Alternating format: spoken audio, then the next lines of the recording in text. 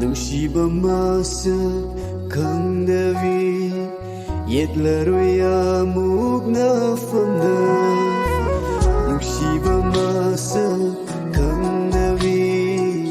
yetlaroya mugna famna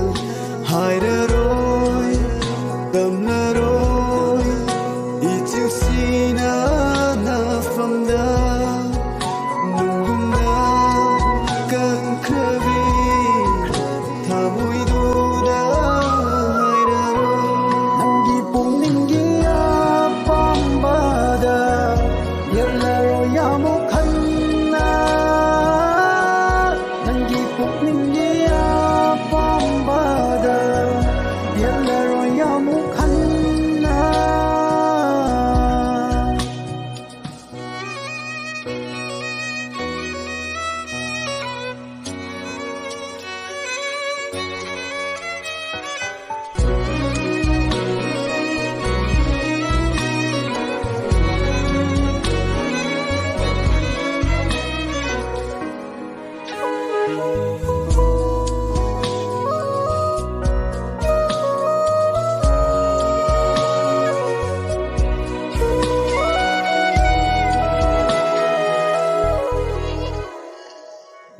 Sibagi wahan ko khangdrabi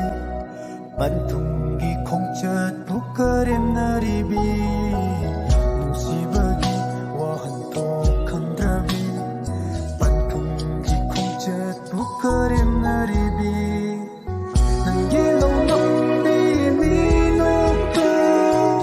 Pudu na chat ko ifamdagi Nangilaw nambi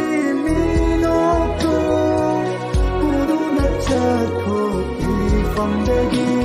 na aibu maiting halle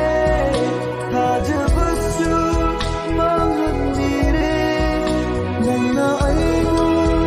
maiting halle tajabasu manghandire